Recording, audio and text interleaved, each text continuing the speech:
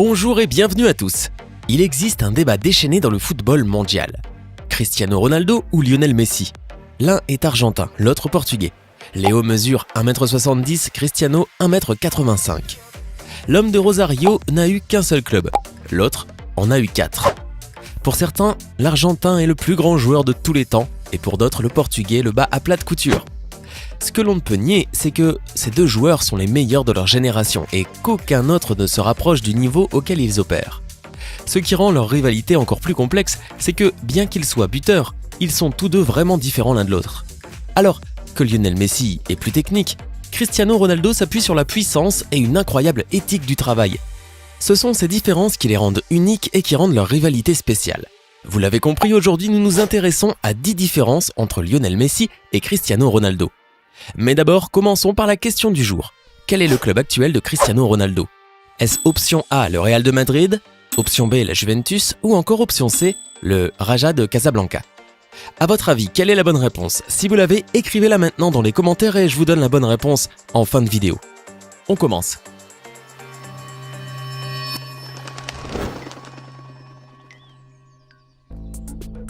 La finition. Cristiano Ronaldo. Commençons par ce qu'ils font de mieux, finir. Au cours des 5 dernières années, ces deux-là ont inscrit plus de buts que de nombreuses équipes réunies. C'est pour cette raison que personne d'autre qu'eux n'a occupé les 2 premières places du Ballon d'Or au cours de ces 5 dernières années. Le Portugais est un solide finisseur, c'est sa plus grande force. Qu'il s'agisse de l'angle le plus fermé ou de la distance la plus longue, on peut parier sa vie sur Cristiano Ronaldo pour marquer à la minute près. Il compte beaucoup sur la puissance pour s'assurer que ses tirs se terminent dans la lucarne et cela fonctionne souvent. Lionel Messi. Comme le Portugais utilise la puissance pour terminer ses tirs, l'Argentin lui préfère placer ses tirs avec précision et il le fait presque toujours de façon impeccable. La technique brillante et la précision du Ballon d'Or à 5 reprises lui permettent de placer ses coups à partir des situations les plus difficiles.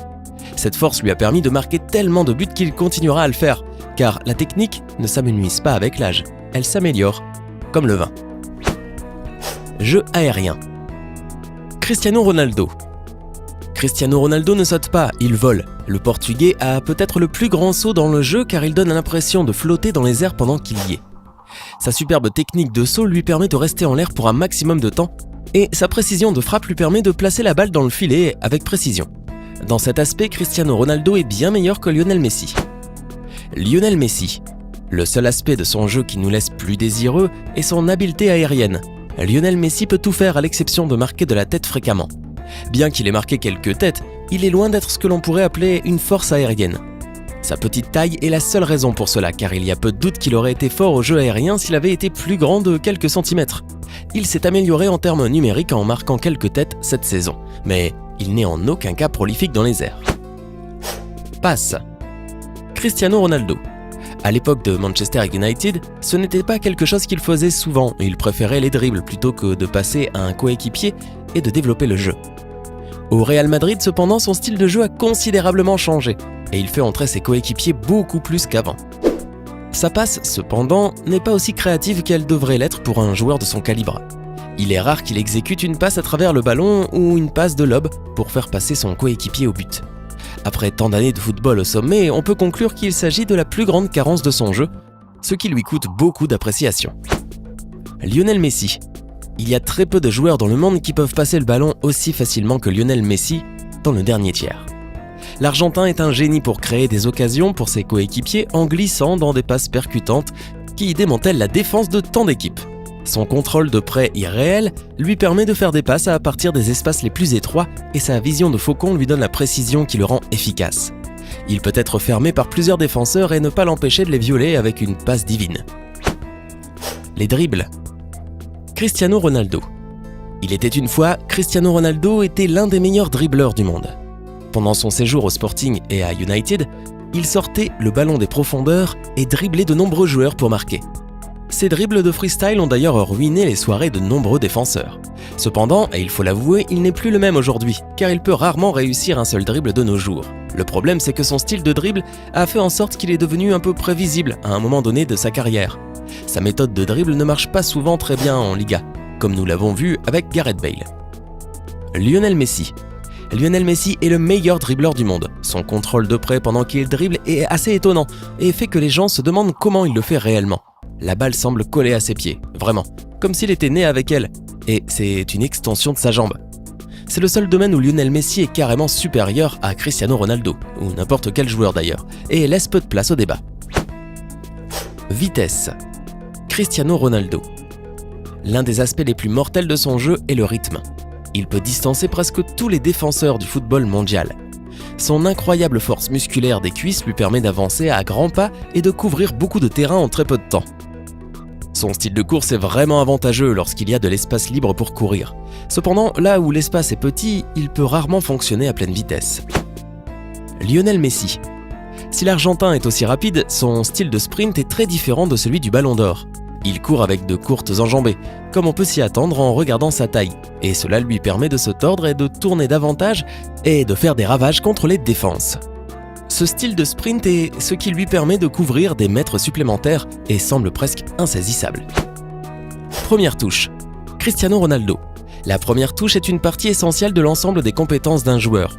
Il différencie le bien du meilleur. Un bon premier contact est le signe d'un joueur intelligent. Quiconque a joué un peu au football sait à quel point il est difficile de contrôler une passe entrante.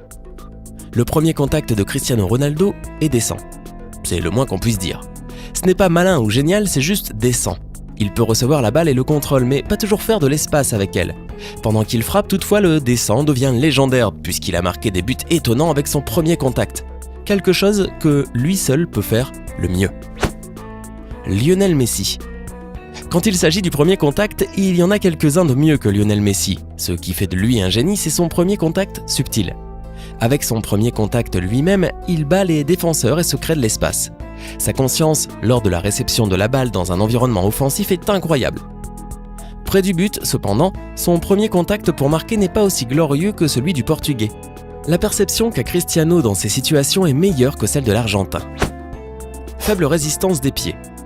Cristiano Ronaldo. Le pied gauche de l'ancien joueur de United est à peu près aussi fort que son pied droit lorsqu'il s'agit de tirer. La puissance qu'il génère à partir de son pied supposé plus faible en tirant un coup de feu en laisse beaucoup avec des yeux ébahis. Cependant, il n'utilise pas vraiment sa puissance en dribblant.